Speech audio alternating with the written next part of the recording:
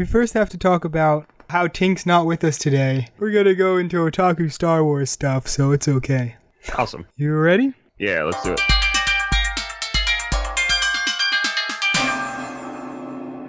Hello, everybody. Welcome to Watashi no Radio. Here with you is Sonic and not Tink today. Who is this? Hey, this is Anjin. How are you doing? Hey, Anjin.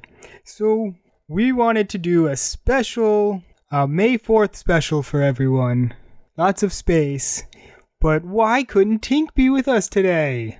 She has got the cough from hell. Oh, no. She's getting better, right? Yep. Oh, yeah. Good.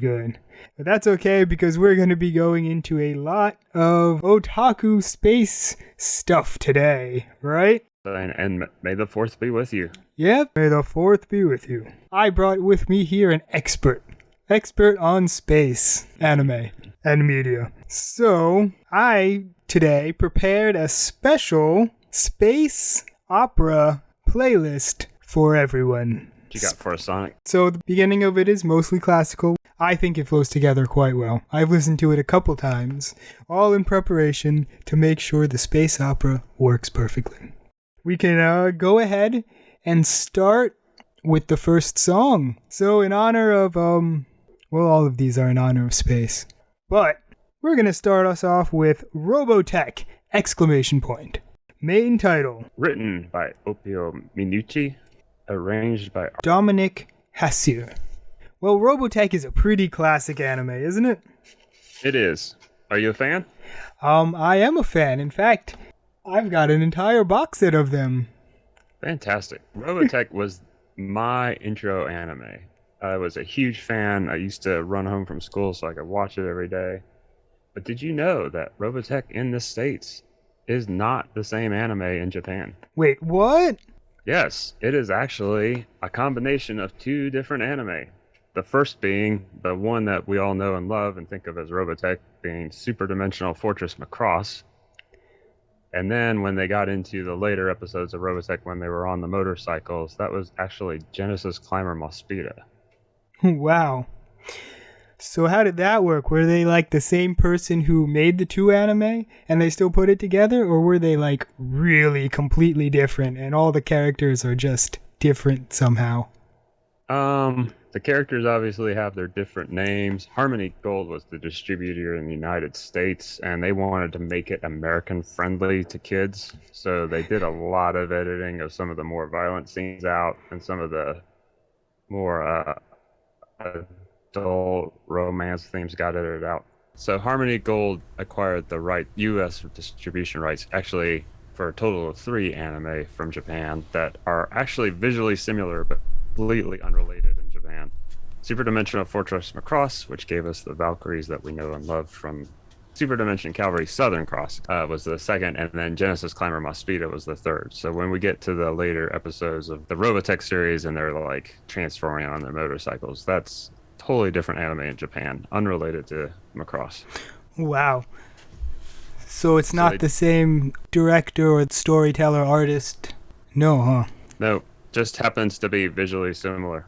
And that way they could make enough material to be family friendly in the US and have enough material for syndication. Wow. There's a lot of people that don't particularly care for Harmony Gold for doing that, but on the positive side, there's a lot of people like me that might not have been exposed to the story if they hadn't done it. So I'm kind of grateful they brought it to the States. That's true. That was the Wild West kind of part of anime, huh? That's right. Did it to Battle of the Planets too. Another great sci-fi anime, actually. Yeah. The 80s was kind of a Wild West for all kinds of media. That was great. Yep. And while we're on anime from the 80s, correct me if I'm wrong, our next song, one of your requests, Captain Harlock, the main theme, Space Pirate Captain Harlock. Fantastic. And the one I've got in the playlist for everyone to listen to is from 00 Orchestra. So it's not exactly the one where they sing, but more of an instrumental, orchestral cover. Yes, that is correct. And still a solid tune. Yes. It's still a tune. It's just a karaoke version. There you go. Karaoke and orchestra. I think you just created a whole new genre. There you go. That's a good genre. Let's go sing some karaoke to that. That's right. Have you had the chance to see Captain Harlock? I haven't. Very old school, but still a great anime. Yeah. Don't get me wrong. I've got a favorite old school anime called The Slayers. Ah, that's a good one. Yeah, it's a real good one. But anyway, tell us more about Captain Harlock. Captain Harlock is a great character. Comes off as a villain at first. You kind of learn how he's working, get to know the crew of the ship. I'm not going to say a whole lot Right. But they're pretty much space pirates, right? Yeah. But they're like, almost the Robin Hoods of space pirates. Yeah. It's just, if you like sci-fi, it's a good flick. Yeah. So, I don't know if you know, but our first couple of episodes, we went for a kind of theme of something old, something new, something borrowed, and something blue. We don't exactly have anything new because, well, space. These good old space anime aren't exactly new. Sure.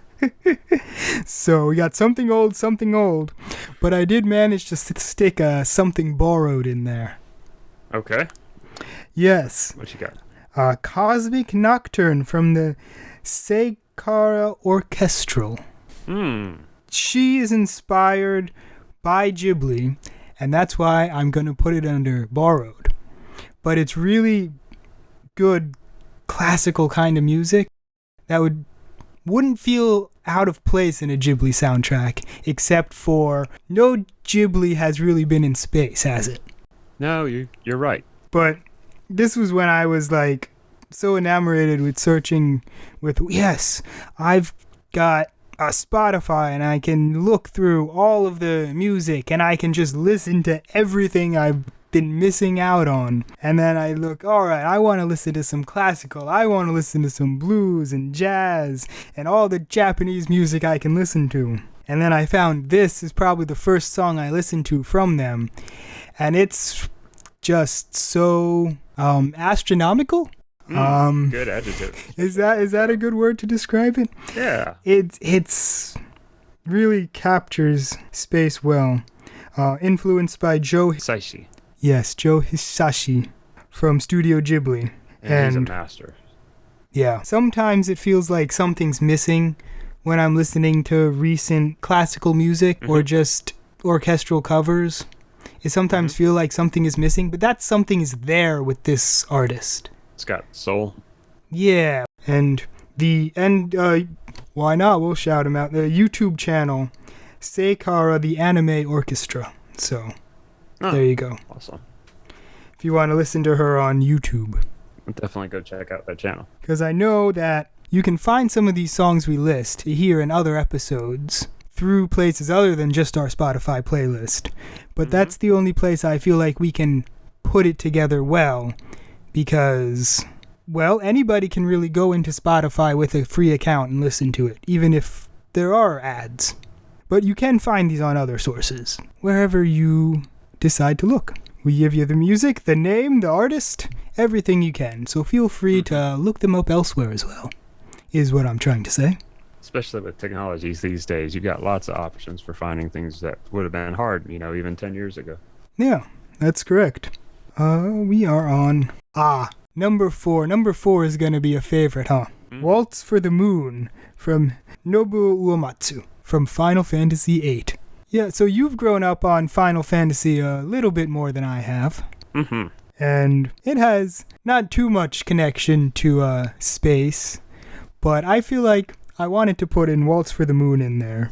I think Moon fits our space theme going, and it's hard denying how skilled and creative Uematsu is in creating music, and especially creating music that can manipulate your moods. Anyone that's playing the Final Fantasy games knows that there's just some stunningly beautiful pieces of music in there. There definitely is. Definitely. But there was not a game, but Final Fantasy movie that was dealing with space. Oh, yeah? A very overall poorly received Final Fantasy Spirits Within. And yet I still have it on DVD. On my shelf. I also have it on Blu-ray. I liked it. I thought it was a really unique storyline. I haven't watched it yet. Not giving anything away, I thought the ending was kind of powerful. All right. It's definitely on my list to watch, but I wanted to play a little bit more Final Fantasy first. Yep. Beautiful thing about Final Fantasy, and again, maybe some people don't like it, but most of the games don't really have any connection with each other. Some exceptions like 10 and 10-2, and then of course the 13 trilogy, but Yeah, they let you know. They let you know if they have a connection. that's right. But I still have this grand idea of, let me play it all in order. But I also want to wait to see if the Pixel remasters are going to come out for the PS4. Oh, it would be great if they do. I know they're on Steam, but even if they do, at 100 hours a game, that's a lot of the time. Yeah. I don't know if I'd say I'd complete them all in order, but maybe just try and play some of it through in order. I did see that the third one had a nice release on the DS. It was like a 3D release and more of a remake, like the 8 remake, than it would be a actual remaster or re-release, or I don't know. But it also seems like a really fun way to play it. Yeah, I think no real wrong way to play those games as long as you're enjoying yourself. But how many of the Pixel remasters have been completed so far? All of them. Oh, that's fantastic. Anytime now. I think they might just be doing some extra touch-ups before they release it on the PS4 or 5. That could be. Because I know... 16 comes out sometime soon. Yeah. Hopefully. Because I know there are some extra touch-ups that I would like to see in the PS4 release that they would be able to do over the Steam and where else was it released? Steam and maybe Switch had a couple. I'm honestly not sure. I just know I can't get them on my PlayStation. I'm working on it, but yeah, I know. I know. Let's see. If the Pixel Remaster comes out on PlayStation, that's most of them. 7. The original 8 would be nice, and 9. And then the Lightning Trilogy. And that would be everything for the PS4. But I'd also be content with the PS5 because they won't stand out too much in a PS4 collection. True. That's a whole nother topic. That is a whole nother topic, and that is one we might get into next time we talk. Let's all pray for some more backwards compatibility. Yes. So let's not go too far into Final Fantasy, because that doesn't even have too much to do with space. We can go on to number 5. Diamond Crevasse. Classic. Sheryl, Nome, and Mayan. Well, this is a special cover with Mayan. I kind of liked how this one flowed into the playlist a little bit better than probably the original, but I think it all sounds pretty good. Where are these from? So, talking about Robotech and that being basically based on the Macross original series, since then, there's been numerous Macross series in Japan, and this song comes from Macross Frontier. A couple iterations ago, but one of my favorites of the various Macross franchises. And mine is actually the Japanese artist that voices does the singing for Sheryl Nome, which is a character in Macross Frontier. She's kind of the Lin Min Mei of Macross Frontier. That's oversimplifying, but another fantastic Macross series right there. And definitely fits perfectly into our space thing. Excellent, excellent. That's great. I feel like we're talking less about the actual space and more about the off-course conversations we're having. It's all space themed. It's all space. There's space for it all. That's right. Space for space and not space. Yes. It's all in the same space.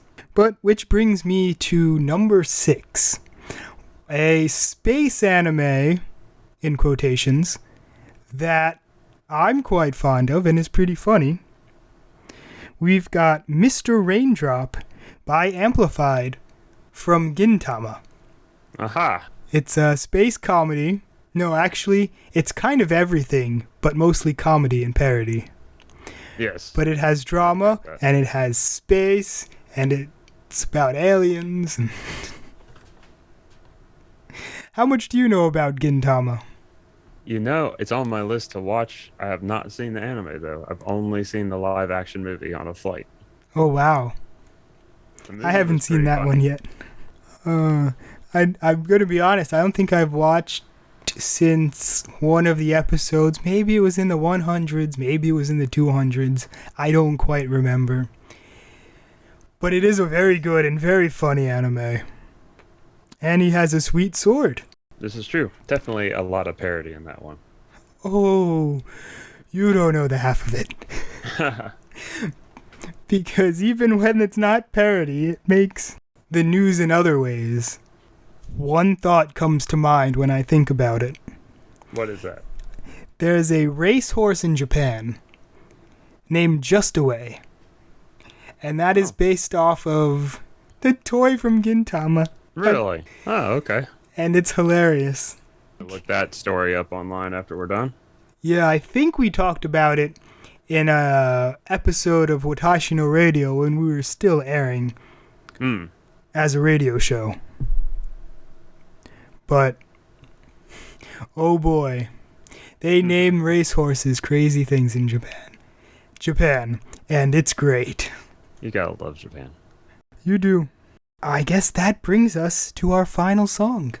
And that is? That is introducing from the Han Solo of anime itself.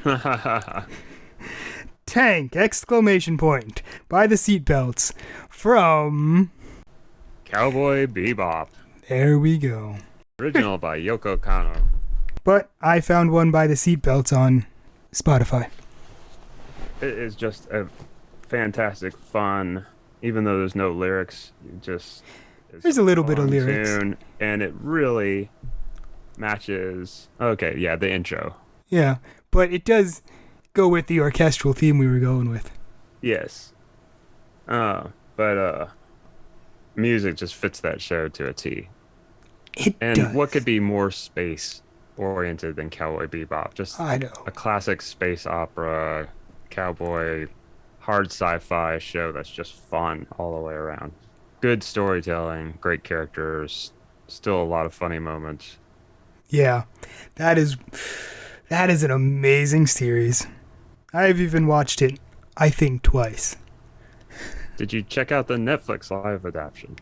No. I did not mind it. A lot of people said they couldn't stand it, but I thought they did a good job. Okay. I feel like it was worth a watch. I was disappointed it didn't get a second season, but yeah, I'm not against these live adaptions. I still want to watch. I'm still waiting for that One Piece one, I think. I don't know. But yeah, anyone out there that's listening that hasn't watched Cowboy Bebop, you owe it to yourself to check that anime out. It is fantastic. It is fantastic. Music and everything. Well, that is going to be about our entire show here. Ooh. Well, thanks for having me, Sonic. Anytime, Anjan. So, you can find us on anywhere you can get your podcast. You can be listening to this one, I think. You can find us on Facebook under Watashi no Radio. You can find us on YouTube, Watashi no Radio. You can find us Twitter. We have a Twitter, Watashi no Radio. I'm sorry, Tink usually has all of this prepared, and so I'm just trying to remember everything. But anything that I'm forgetting will be linked in the description below, because I'll remember by the time I'm writing the description for these videos. So there you go. Oh, and you can email me at sonic@watashinoradio.com. Or you can email Tink at tink@watashinoradio.com. And you can probably ask Anjin a question there if you want to email Tink as well. Anyway, email either one of us and we'll make sure Anjin over here gets the question too. Alright, so thank you very much, everybody. May the 4th be with you. And also with you. And goodbye and good rhythms.